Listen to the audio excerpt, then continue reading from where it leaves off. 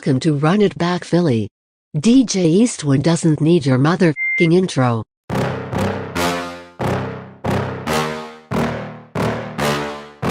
Yeah.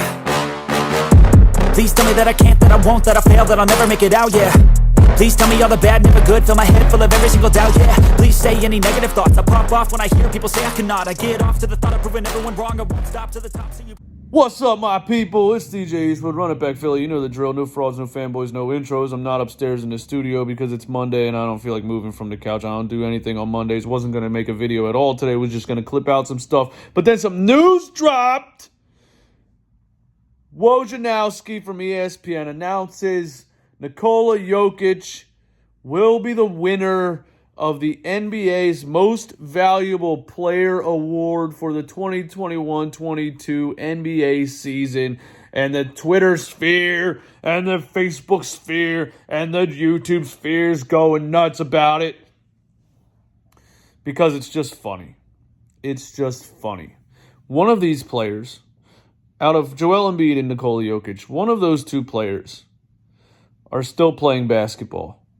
One of those two players' team just went down 0-2 in the second round of the NBA playoffs without the services of said player. And that player came back with a broken face, a torn ligament in his thumb, just fresh out of concussion protocol.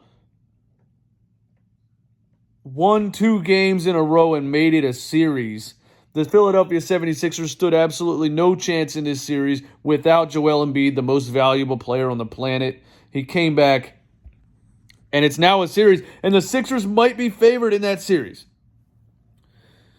The problem with the MVP award is, A, it's a regular season award, okay? Nikola Jokic averaged 27, 13, and 8, a ridiculous stat line. We get that.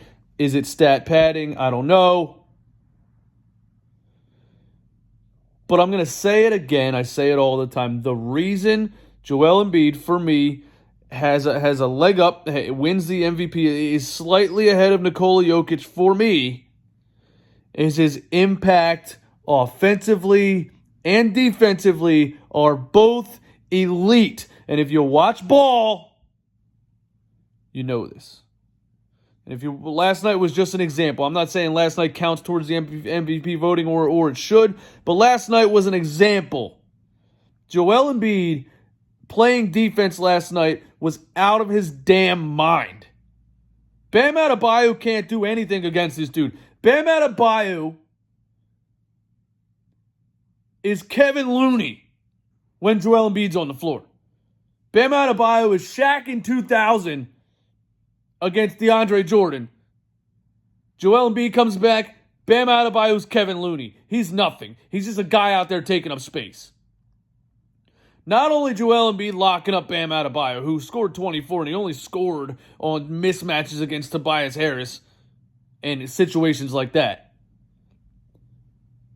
Not only shutting down Bam Adebayo, but Joel Embiid's defensive presence, rotating, switching everything, and particular plays last night where he ends up one-on-one against guards like Victor Oladipo and Gabe Vincent and just absolutely sticks them one-on-one.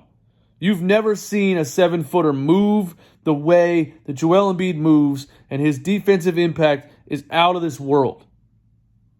That's, to me, why he's the MVP. Now, we can go through everything that he went through this season.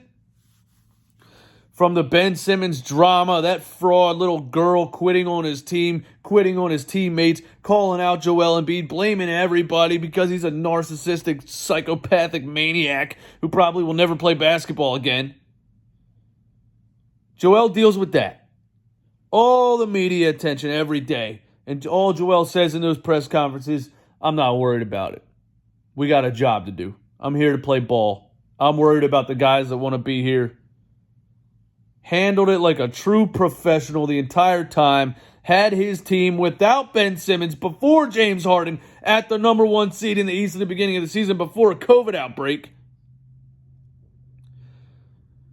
Daryl Morey makes the trade finally after playing 3/4 of a season without Ben Simmons. Daryl Morey makes the trade, gives him. Now he has to learn a whole new offense, a whole new chemistry, a whole new way to play with an actual point guard.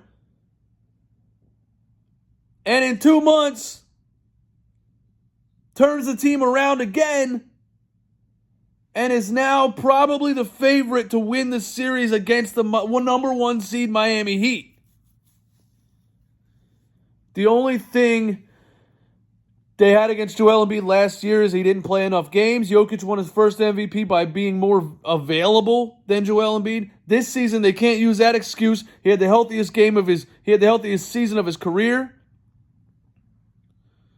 And they still gave it to Jokic because they hate the process. Another reason Joel Embiid deserved MVP is all of the historic things that he did this season. Let's go ahead and take a look at them. Joel Embiid wins the NBA scoring title, averaging 30.6 points per game. The first center to win the scoring title in the NBA since Shaq in 2000. The first center to average 30 points per game in a season since Moses Malone in 1982. Shout out to Moses Malone. Shout out to the Sixers. Joel Embiid had the most 40-point and 10-rebound games in a single season in NBA history. You heard that right, ladies and gentlemen. Not Shaq, not Kareem, not anybody else since the merger. Not Moses Malone, not Bill Russell. Joel Embiid had the most 40-point, 10-rebound games in a single season in NBA history. There's one player on the list. Joel Embiid.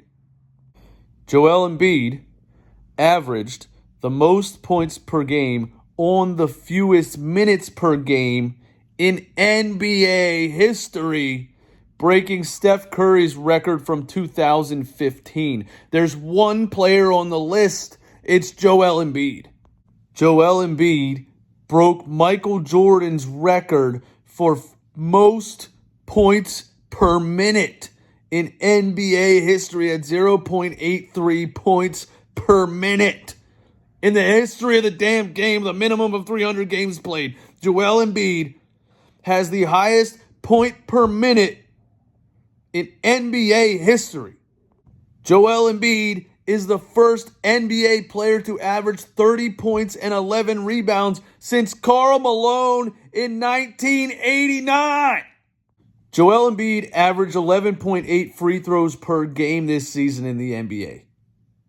I know people want to call him a free throw merchant, but the only players to ever average more than that are Wilt Chamberlain and Shaquille O'Neal. The difference is, and the reason everyone hates it, is because he shoots 83% from the free throw line. That is unheard of. Obviously, out of those three players, Joel Embiid is the best free throw shooter, so no center has ever averaged 11 free throws a game and shot over probably 75%. I don't know what Wilt shot. I know it wasn't close to no 83. Free throw merchant all you want. You're just mad that he can make them. Update, Shaq and Wilt never shot higher than 63% from the free throw line. That's why nobody cared. Joel Embiid did all of these things all while getting double and triple teamed 3/4 of the season because our point guard was a 21-year-old kid because our other point guard quit on the team. Not that he would have helped with the spacing at all because he didn't shoot in the first place.